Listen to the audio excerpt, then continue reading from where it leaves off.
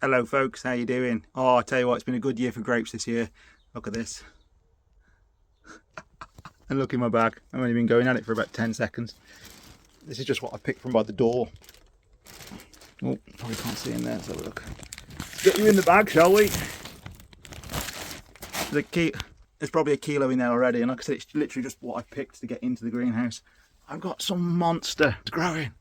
Look at that. Look at that. There's some absolute beasts.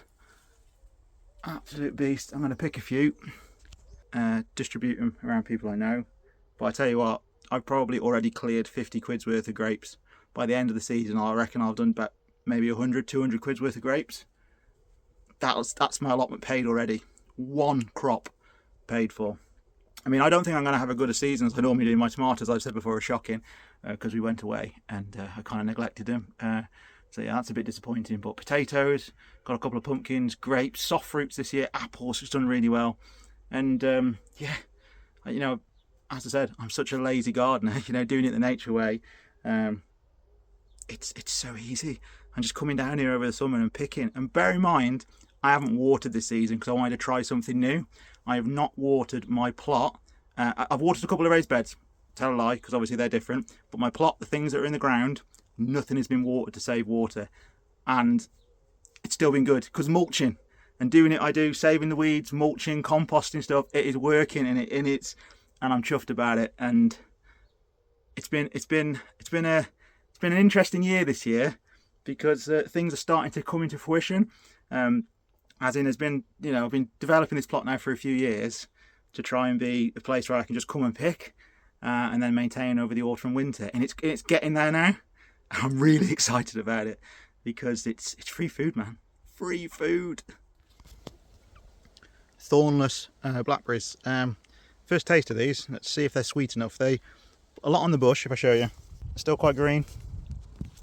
This might be sour, so you'll judge by my face. Nothing on it. Yeah, it's tasty. Oh my god, that's sour. Oh, if you like sour things, pick them when they're like that. Oh. Tell you what, they'll be good in a pie though.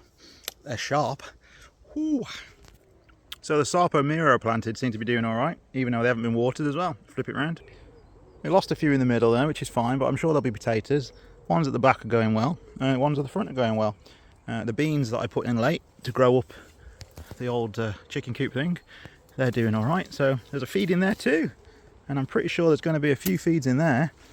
And the blackcurrant bush obviously fed me well in the early summer, late spring, and the raspberries did all right. Had a few punnets then, but not a great year. But yeah,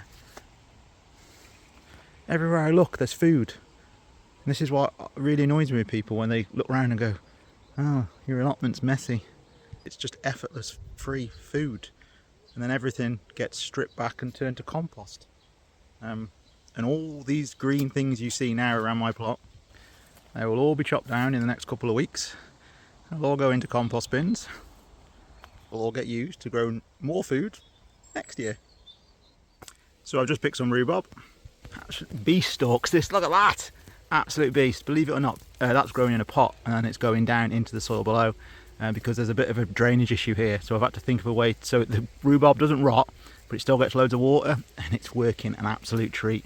But in other news, having a root round for potatoes, and they're not bad actually for some lazy potatoes. They'll need a bit of a peel, some of them, but hey ho, free food, innit? So I'm just picking some apples, and I always go for the waspy ones, and I'll show you something if I can. I'm gonna get too close. This is, if I can get in there. Get in there.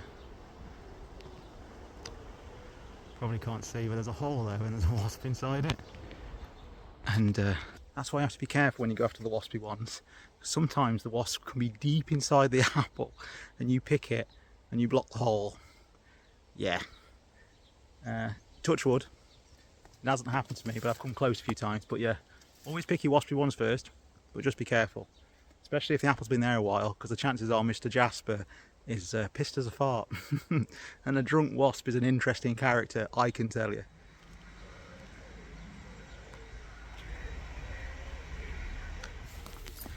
I've started to really get into watching wasps. Now the wasp that was on that apple has just flown inside there, and I think it's because there he is, that's where there's water. So he's basically got pissed on some fermented apple juice. Oh, fell over.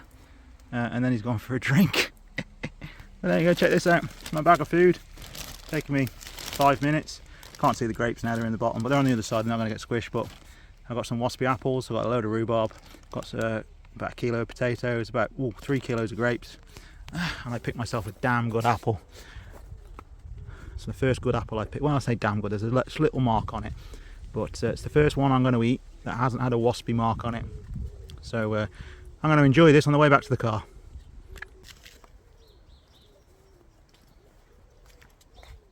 Idea, and we think that you really don't matter, and it's, but actually, so, and actually, it wasn't anybody's fault. I mean, it was the cat's fault, right? So he's on the sharp catch. Had he taken it?